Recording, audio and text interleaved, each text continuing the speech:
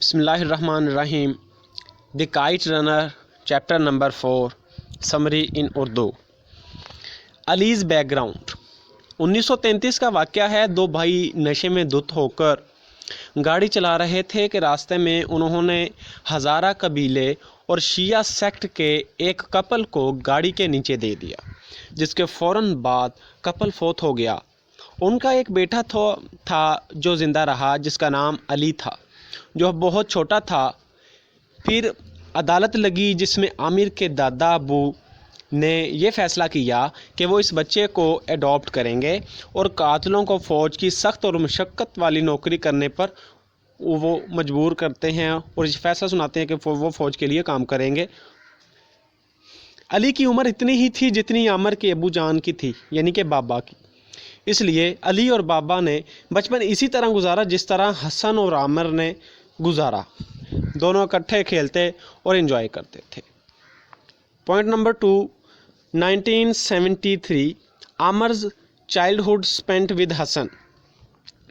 जब आमिर 8 साल का था तो उसका मामूल था कि वो हसन को साथ लेकर अनार के दरख्त के पास चला जाता और उस दरख्त के नीचे बैठकर हसन को कहानियाँ सुनाया करता था। उन दोनों ने कुरीद कर अनार के तने पर अपने नाम भी लिखे हुए थे। एक दिन आमिर अपने दोस्त हसन को रुस्तम और उसके बेटे की कहानी सुनाता है और कहानी सुनाते सुनाते ये कहानी से हटकर खुद से कहानी सुनाने लग जाता है, जिसे हसन बहुत सराहता है। और फिर इसके दिल में, यानी कि आमिर के दिल में ख्याल आता है कि क्यों ना मैं खुद स्टोरी लिखूं। आमिर्स स्टोरी या आमिर्स शॉर्ट स्टोरी। आमिर एक स्टोरी लिखता है जिसमें एक मैजिक कप होता है, जो कोई इंसान भी इस कप में आंसू डाले वो आंसू हीरो में बदल जाते हैं।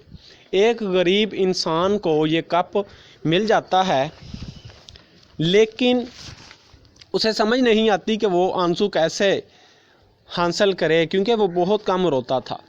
फिर उसने ख़ुद को अजियत दी और कुछ आंसू कप में गिराए और वो आंसू मोती बन गए।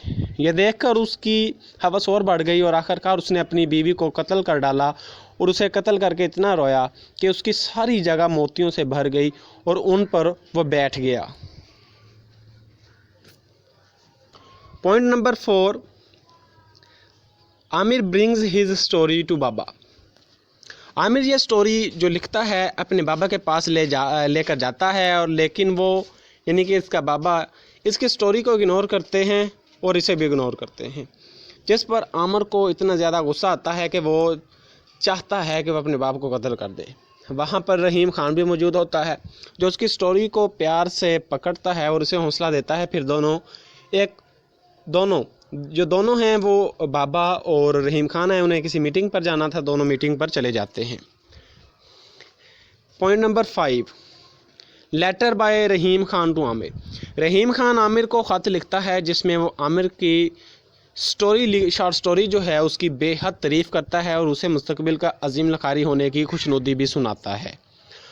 Point number 6, Amir goes toward Hassan and tells him his short story.